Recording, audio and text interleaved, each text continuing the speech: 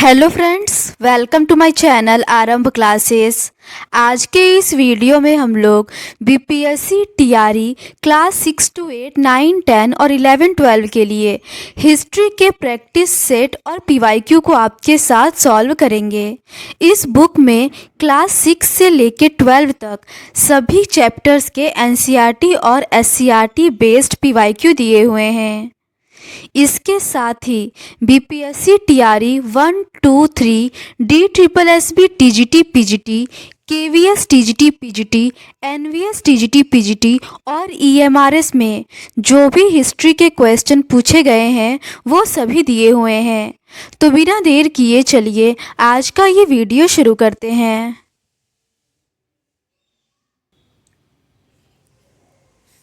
इसके ऊपर के क्वेश्चंस का डिस्कशन हम लोगों ने इस सीरीज़ के प्रीवियस पार्ट में कर लिया है। आज हम लोग उसके आगे के क्वेश्चंस का डिस्कशन आपके साथ करेंगे। क्वेश्चन नंबर 148 है, लाहौर में पूर्ण स्वतंत्रता का प्रस्ताव पास किया गया। इसका सही आंसर है ऑप्शन बी, 1929 के कांग्रेस अधिवेशन में। अगला प्रश्न है, कांग्रेस के किस अधिवेशन में पूर्ण स्वराज या पूर्ण स्वतंत्रता की औपचारिक मांग की गई?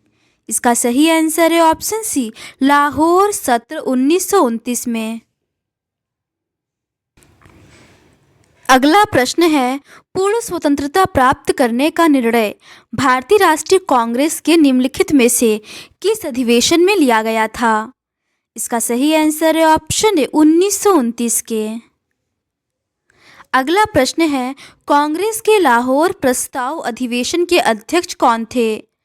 इसका सही आंसर है ऑप्शन ए, जवाहरलाल नेहरू।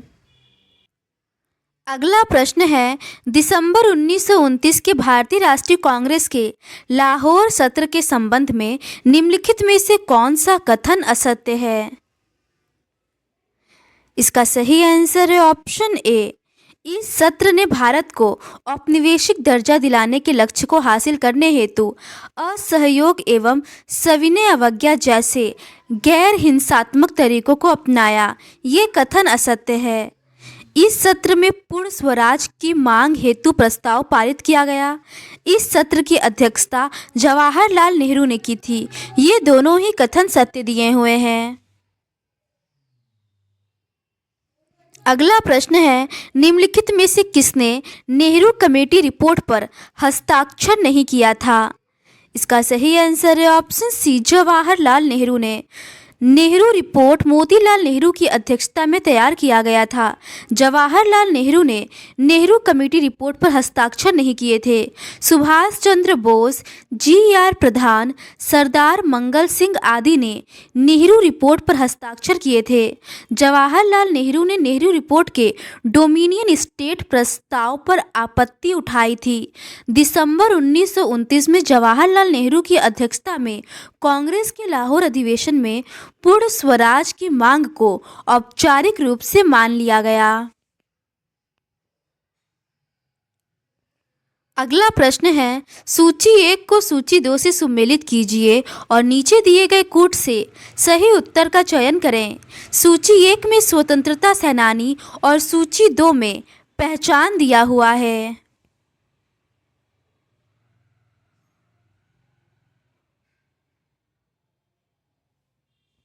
इसका सही आंसर है ऑप्शन ए, गोपाल कृष्ण गोखले उदारवादी थे, बाल गंगाधर तिलक गरमपंथीवादी थे, भगत सिंह क्रांतिकारी थे और चित्तरंजन दास स्वराजवादी थे।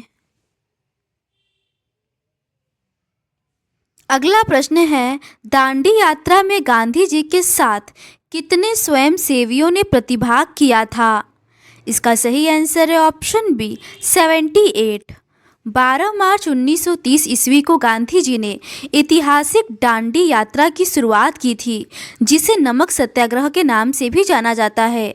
गांधी जी साबरमती आश्रम से अपने 78 अनुयायियों के साथ गुजरात के समुद्र तट पर स्थित दांडी के लिए निकल पड़े। 24 दिन की यात्रा के दौरान 241 मील की लंबी दूरी तय करने के बाद 6 अप्रैल 1930 को दांडी पहुंचे और वहां पर गांधी जी ने एक मुट्ठी नमक उठाकर सांकेतिक रूप से नमक कानून तोड़कर सविनय अवज्ञा आंदोलन की शुरुआत की। सरोजनी नायडू को भारत की कोकिला के नाम से जाना जाता है। नमक सत्याग्रह के दौरान यह गांधी जी की सहयोगी थी। अगला प्रश्न है, गांधी की प्रसिद्ध दांडी यात्रा को कौन सा आंदोलन कहा जाता है? इसका सही आंसर है ऑप्शन ए, नमक सत्याग्रह। अगला प्रश्न है, सरोजनी नायडू को अन्य किस नाम से जाना जाता था? इसका सही आंसर है ऑप्शन बी, भारत कोकिला। अगला प्रश्न है, सविनय अवज्ञा आंदोलन के दौरान महात्मा गांधी के नेतृत्व में प्रसिद्ध दांडी मार्च ने लगभग दूरी तय की थी।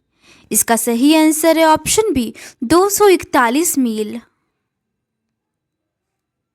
अगला प्रश्न है, स्वतंत्रता के लिए राष्ट्रीय आंदोलन में महिलाओं की हिस्सेदारी से भारत के स्वतंत्रता संग्राम को काफ़ी बढ़ावा मिला। ऐसी कर्नाटक की एक महिला जिसने भाषण दिए, कताई सिखाई और प्रभात फेरी का आयोजन किया, उनका नाम क्या था? इसका सही आंसर है ऑप्शन डी, अंबाबाई। कर्नाटक की अंबाबाई का विवाह 12 साल की उम्र में कर दिया गया था, किंतु 16 साल की उम्र में वह विधवा हो गई। उन्होंने उडुपी में विदेशी कपड़ों और शराब की दुकानों की घेराबंदी की। उन्हें गिरफ्तार किया गया और सजा दी गई एवं रिहा होने पर उन्हें दोबारा गिरफ्तार कर लिया गया। जब भी वह जेल से बाहर होती तो सभाओं में भाषण देती, बुनाई कताई सिखाती और प्रभात फेरियों का आयोजन करती। अंबाबाई इन्हें अपने जीवन के सबसे सुखद ऋण मानती थी, क्योंकि ऐसे क्षणों में उन्हें एक नया मकसद और प्रतिबद्धता दिखाई देती थी। अगला प्रश्न है, किसने भारत छोड़ो आंदोलन का नेतृत्व किया था? इसका सही आंसर है ऑप्शन ए, किसी ने भी नहीं।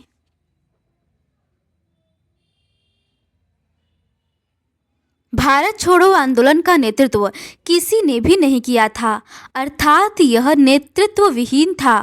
क्रिप्स मिशन की विफलता के बाद महात्मा गांधी ने ब्रिटिश शासन के खिलाफ अपना तीसरा बड़ा आंदोलन छिड़ने का फैसला लिया, अर्थात भारत छोड़ो आंदोलन का आह्वान किया। अगस्त 1942 में शुरू हुए इस आंदोलन को अंग्रेजों भारत छोड़ो का नाम दिया गया था। गांधी जी को अंग्रेजों ने गिरफ्तार कर लिया था। देश भर के युवा कार्यकर्ता हड़तालों और तोड़-फोड़ की कार्यवाहियों के जरिए आंदोलन चलाते रहे। कांग्रेस में जयप्रकाश नारायण जैसे समाजवादी सदस्य भूमिगत प्रतिरोध गतिविधियों में सबसे ज़्यादा सक्रिय थे। अगला प्रश्न है, 1942 में किसने भारत छोड़ो आंदोलन का आह्वान किया? इसका सही आंसर है ऑप्शन बी, महात्मा गांधी ने। अगला प्रश्न है, यह किसने कहा कि क्रांतिकारियों का उद्देश्य आतंकवाद नहीं, अपितु क्रांति और क्रांति का उद्देश्य भारत में राष्ट्रीय सरकार की स्थापना है? इसका सही आंसर है ऑप्शन बी, सुभाष चंद्र बोस।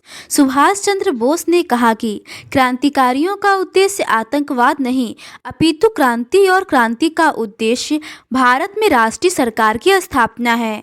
समाजवादी विचार रखने वाले आमूल परिवर्तनवादी राष्ट्रवादी सुभाष चंद्र बोस अहिंसा के गांधीवादी आदर्शों में विश्वास नहीं रखते थे।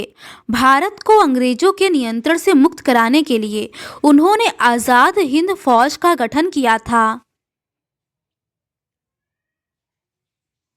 अगला प्रश्न है, किसने आज़ाद हिंद फौज की कमान संभाली और इसे दिल्ली चलो की प्रसिद्ध घोषणा दी? इसका सही आंसर है ऑप्शन ई, उपर्युक्त में से कोई नहीं। सुभाष चंद्र बोस ने आज़ाद हिंद फौज की कमान संभाली और इसे दिल्ली चलो की प्रसिद्ध घोषणा कर दी। इसके पहले ही उन्होंने 1939 में फॉरवर्ड ब्लॉक की स्थापना की थी। समाजवादी विचार रखने वाले आमूल परिवर्तनवादी राष्ट्रवादी सुभाष चंद्र बोस अहिंसा के गांधीवादी आदर्शों में विश्वास नहीं रखते थे। हालांकि राष्ट्रपिता के रूप में गांधी जी का सम्मान करते थे। जनवरी 1941 में उन्होंने बिना किसी को बताए कलकत्ता छोड़ दिया और जर्मनी के रास्ते होते हुए सिंगापुर पहुंच गए।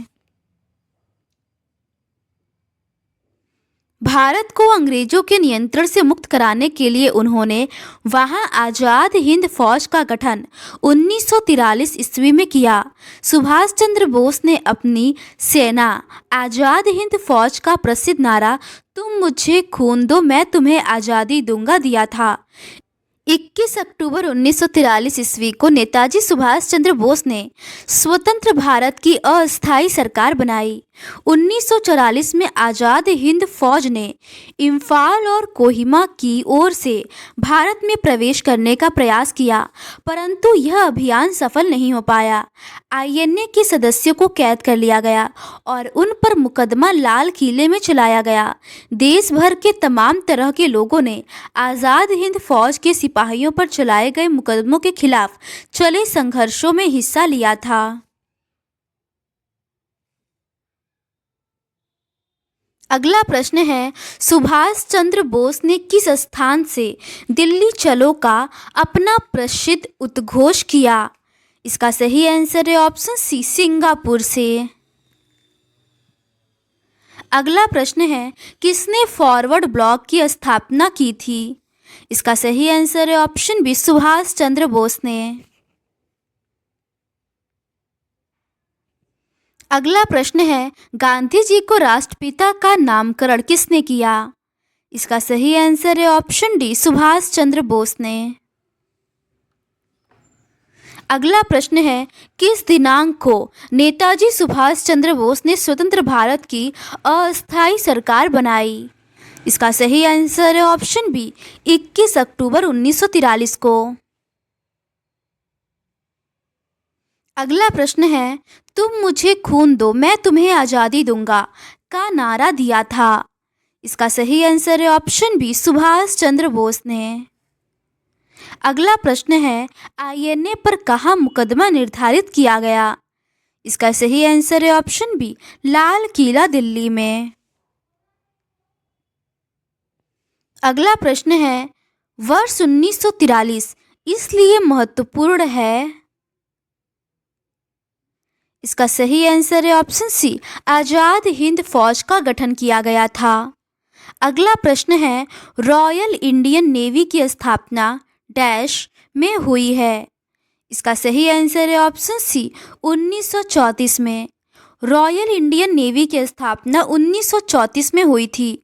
1946 में भारतीय नौसेना विद्रोह हुआ था। भारत की औपनिवेशिक सरकार शाही भारतीय नौसेना के जहाज़ों में सिपाहियों की बगावत को कुचलने का प्रयास कर रही थी। बम्बई तथा अन्य शहरों में रॉयल इंडियन नेवी ने विद्रोह शुरू कर दिया। रॉयल इंडियन नौसेना के लिए उनके दंगों के बाद राष्ट्रीय ध्वज, मुस्लिम लीग ध्वज और लाल झंडा को उनके योग्यता जहाज़ों और दफ्तरों पर कब्जा करने का प्रयास करने लगी।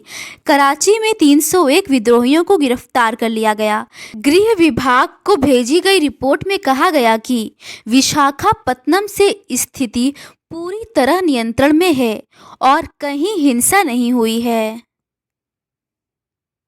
अगला प्रश्न है, किस वर्ष में भारतीय नौसेना विद्रोह हुआ था? इसका सही आंसर है ऑप्शन है 1946 में। अगला प्रश्न है, रॉयल इंडियन नौसेना के लिए उनके दंगे के बाद किस झंडे को उनके योग्यता क्रम निर्धारण के बाद उठाया गया?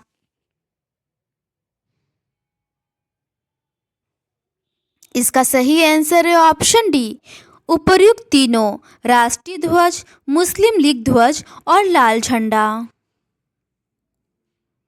अगला प्रश्न है, निम्न में से खुदाई खिदमतगार आंदोलन के प्रवर्तक कौन थे?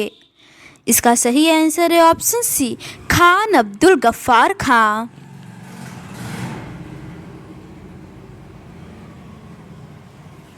खुदाई खिदमतगार आंदोलन के प्रवर्तक प्रसिद्ध गांधीवादी नेता अब्दुल गफ्फार खां थे। इस आंदोलन का केंद्र उत्तर पश्चिमी सीमा प्रांत था एवं इन्हें सीमांत गांधी तथा बादशाह खान भी कहा जाता था। भारतीय उपमहाद्वीप के उत्तर पश्चिम क्षेत्र में सविनय अवज्ञा आंदोलन का नायक अब्दुल गफ्फार खान थे। अगला प्रश्न है, भारतीय उपमहाद्वीप के उत्तर पश्चिम क्षेत्र में सविनय अवज्ञा आंदोलन का नायक कौन था? इसका सही आंसर है ऑप्शन सी, अब्दुल गफ्फार खान। अगला प्रश्न है, किस वर्ष में ब्रिटिश सरकार ने भारत में कैबिनेट मिशन भेजा था? इसका सही आंसर है ऑप्शन बी, 1946 में। मार्च 1946 में ब्रिटिश सरकार ने भारत में 3 सदस्यीय कैबिनेट मिशन भेजा था। इसमें भारत के राज्य सचिव लॉर्ड पैथिक लॉरेंस, व्यापार बोर्ड के अध्यक्ष सर स्टेफोर्ड क्रिप्स और नौसेना के प्रमुख बोर्ड के A.V. अलेक्जेंडर शामिल थे। इस मिशन ने कांग्रेस और मुस्लिम लीग को एक ऐसी संघीय व्यवस्था पर राजी करने का प्रयास किया जिसमें भारत के भीतर विभिन्न प्रांतों को सीमित स्वायत्तता दी जाती थी। कैबिनेट मिशन का यह प्रयास भी विफल रहा। वार्ता टूट जाने के बाद जिन्ना ने पाकिस्तान की स्थापना के लिए लिंग की मांग के समर्थन में एक प्रत्यक्ष कार्यवाही दिवस का आह्वान किया। इसके लिए 16 अगस्त 1946 का दिन तय किया गया था। मंत्री परिषद मिशन ने प्रस्ताव रखा था, संविधान निर्माण अंग का चुनाव प्रांतीय असेंबलियों का होना चाहिए, आंतरिक सरकार का निर्माण होना चाहिए और ब्रिटिश इंडियन प्रांतों और भारतीय राज्यों के सम्मिलन से संघीय यूनियन का गठन होना चाहिए। कैबिनेट मिशन के प्रस्ताव को लीग और कांग्रेस दोनों ने नहीं माना। यह एक महत्वपूर्ण पड़ाव था क्योंकि इसके बाद विभाजन कमोबेश अपरिहार्य हो गया था। अगला प्रश्न है, कैबिनेट मिशन में कितने सदस्य थे? इसका सही आंसर है ऑप्शन डी, 3 सदस्य। अगला प्रश्न है, निम्नलिखित में से कौन कौन कैबिनेट मिशन प्लान से जुड़े हुए थे? इसका सही आंसर है option B, A.V. Alexander, sir Stafford Cripps तथा लॉर्ड पैथिक लॉरेंस। अगला प्रश्न है, मंत्री परिषद मिशन ने प्रस्ताव रखा था। इसका सही आंसर है ऑप्शन डी, उपरोक्त सभी का। संविधान निर्माण अंग का चुनाव प्रांतीय असेंबलियों द्वारा होना चाहिए, आंतरिक सरकार का निर्माण होना चाहिए, ब्रिटिश इंडियन प्रांतों और भारतीय राज्यों के सम्मिलन से संघीय यूनियन का गठन होना चाहिए। अगला प्रश्न है, डैश के बारे में माउंटबेटन की योजना थी। इसका सही आंसर है ऑप्शन डी, अधिकार को अंग्रेजों के हाथों से भारतीयों के हाथों में सुपुर्द करने के विधान बनाना। अधिकार को अंग्रेजों के हाथों से भारतीयों के हाथों में सुपुर्द करने के विधान बनाने के बारे में लॉर्ड माउंटबेटन की योजना थी। फरवरी 1947 में लॉर्ड वावेल की जगह लॉर्ड माउंटबेटन को वायसराय नियुक्त किया गया। उन्होंने वार्ताओं के एक अंतिम दौर का आह्वान किया। औपचारिक सत्ता हस्तांतरण के लिए 15 अगस्त का दिन नियत किया गया। दिल्ली में जब संविधान सभा के अध्यक्ष ने मोहनदास करमचंद गांधी को राष्ट्रपिता की उपाधि देते हुए संविधान सभा की बैठक शुरू की तो बहुत देर तक करतल ध्वनि होती रही। असेंबली के बाहर भीड़ महात्मा गांधी की जय के नारे लगा रही थी। भारत की स्वतंत्रता के समय ब्रिटेन का प्रधानमंत्री क्लीमेंट एटली था। 1946 के जाड़ों में भारतीय नेता इटली के साथ वार्ता करने लंदन गए थे। इन वार्ताओं का कोई नतीजा नहीं निकला। 1947 में स्वतंत्रता मिलने के दौरान भारतीय राष्ट्रीय कांग्रेस के अध्यक्ष जे.बी. कृपलानी थे। अगला प्रश्न है, भारत की स्वतंत्रता के समय ब्रिटेन का प्रधानमंत्री कौन था? इसका सही आंसर है ऑप्शन बी, क्लीमेंट एटली। अगला प्रश्न है, 1947 में स्वतंत्रता मिलने के दौरान भारतीय राष्ट्रीय कांग्रेस के अध्यक्ष कौन थे? इसका सही आंसर है ऑप्शन ए, जे.बी. कृपलानी। अगला प्रश्न है, बेला या चमेली क्रांति का संबंध निम्नलिखित में से किस देश से है? इसका सही आंसर है ऑप्शन ए, उपरोक्त में से कोई नहीं। बेला या चमेली क्रांति का संबंध ट्यूनीशिया से है। इसे ट्यूनीशियाई क्रांति के नाम से भी जाना जाता है। नागरिक प्रतिरोध का यह 28 दिन तक चलने वाला गहन अभियान था, जो 17 दिसंबर 2010 को मोहम्मद ऑफ जीजी नामक फल विक्रेता के आत्मदाह से शुरू हुआ था, जिससे बेरोजगारी, भ्रष्टाचार, राजनीतिक स्वतंत्रता, खाद्य संकट आदि शोषणकारी नीतियों का अंत हुआ।